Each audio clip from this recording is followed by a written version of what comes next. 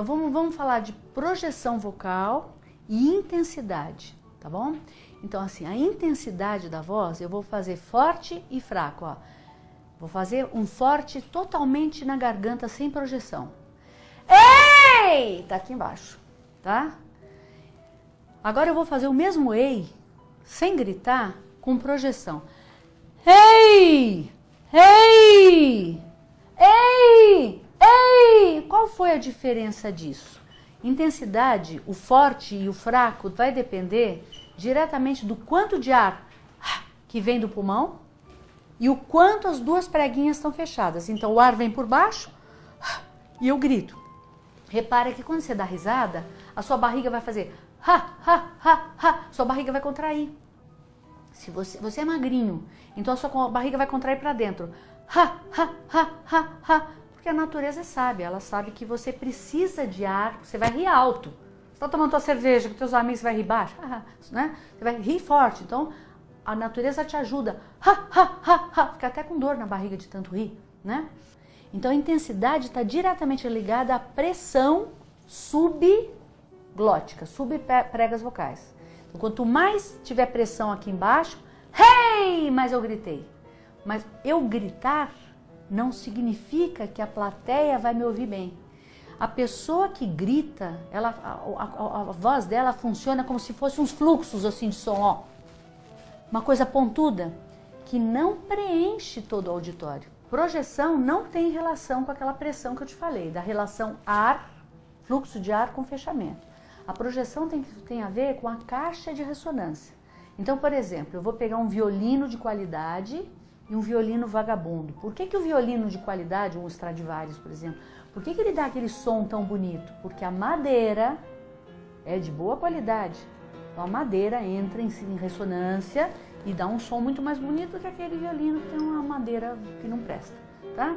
Então, assim, não só a caixa, o revestimento, que seria, vamos supor, o couro da garganta, que tem aqui dentro desse tubo, mas também a dimensão da caixinha vai fazer diferença.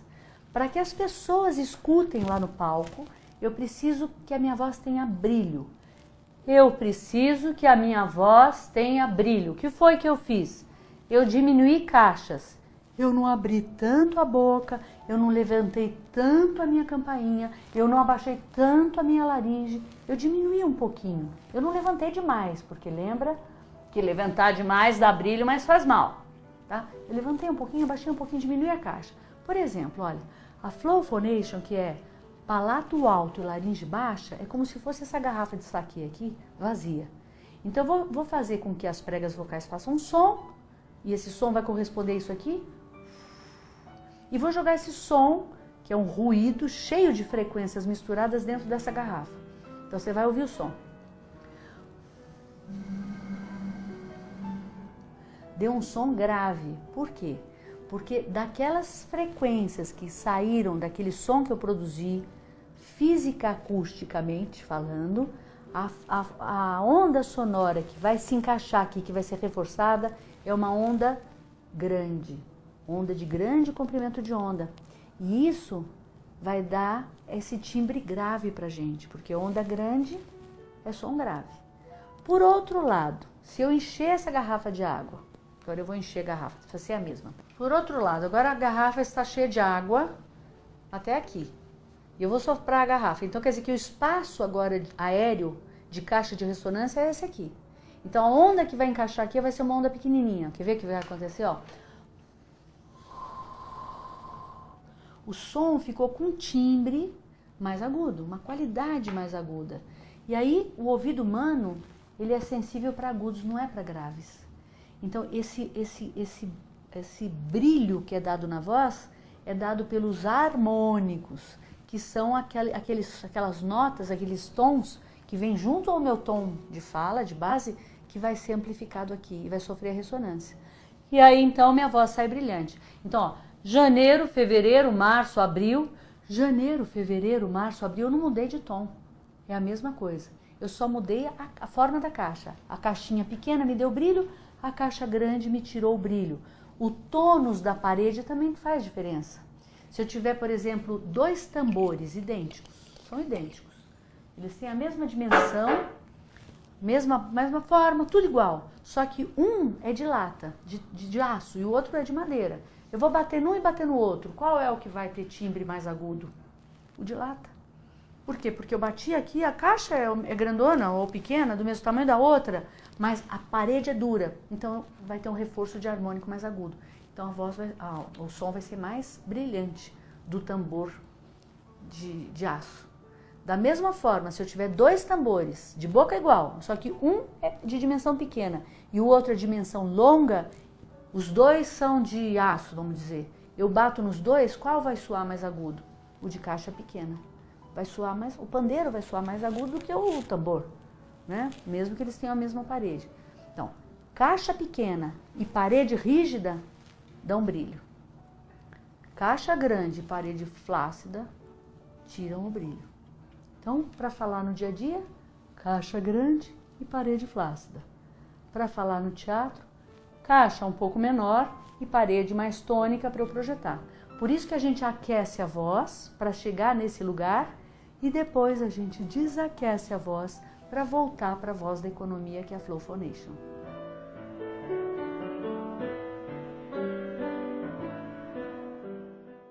Quais são os mitos? Quais são as coisas que são inverdades? É muito relativo isso. Então, por exemplo, alguém pode falar para você assim, olha, não toma gelado porque gelado faz mal, né? Depende. Eu tomo gelado e não me faz mal porque eu não tenho essa sensibilidade. O que é que se acredita em relação ao gelado? Você toma o gelado esfria o local da garganta, portanto também as suas pregas vocais, e aí a circulação de sangue diminui no vaso, porque o vaso afina o calibre, e aí, chegando menos sangue no tecido, chegariam menos anticorpos, e se você já tem uma bactéria ali andando pelo teu corpo, ela fala, opa, eu vou me instalar, porque não tem sangue ali, não tem anticorpo, e ela se instala. No entanto, tem pessoas como eu, por exemplo, que não têm sensibilidade ao frio, e tomam gelado e não faz diferença nenhuma. Se você tem sensibilidade, eu vou dizer para você, não tome.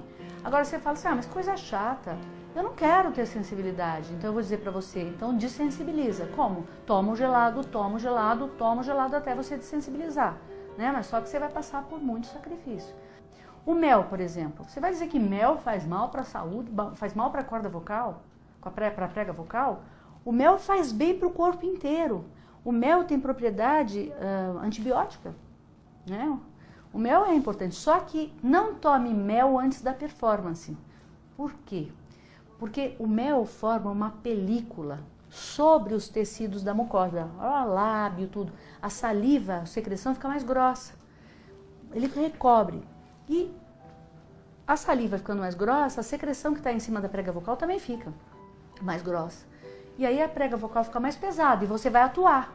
Não era a hora de você tomar o mel, deixar a corda vocal pesada, a prega vocal pesada e vibrar com dificuldade.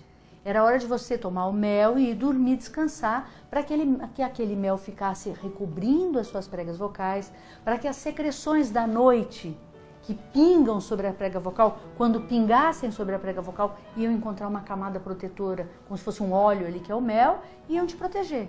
Por isso que o própolis, antes de dormir, o mel, é legal, porque ele protege você, mas toma o mel e vai ficar quieto. O gengibre, se você for entrar na medicina natural, e eu sou super fã da medicina natural, você vai ver que o gengibre tem uma propriedade anti-inflamatória muito grande. Então você está com dor de garganta e vai tomar um chá de gengibre, ou vai fazer um gargarejo de gengibre, muito legal. Agora, você vai comer aquelas cristalzinhos de gengibre, forte pra caramba, às vezes salgado, e ele é tão forte que ele te dá vontade de tossir. Tudo que era bom desencadeou uma tosse terrível em você, você bateu a prega vocal e se piorou. Então precisa ver como é que o seu corpo reage, qual é a sua atividade depois do gengibre, vai tomar um chazinho e vai dormir? Ficar quietinho? Tudo bem. Vai sair e vai pra balada? Não tem, é um contrassenso. Então, é muito relativo tudo. Por isso que você precisa ouvir a opinião de um profissional da área, um fonoaudiólogo na área de voz, por exemplo, ou um otorrino, se você, né, médico é fundamental. Você trabalha com a voz, você tem que fazer um exame periódico otorrinolaringológico, para ver como é que está a sua situação lá dentro, né?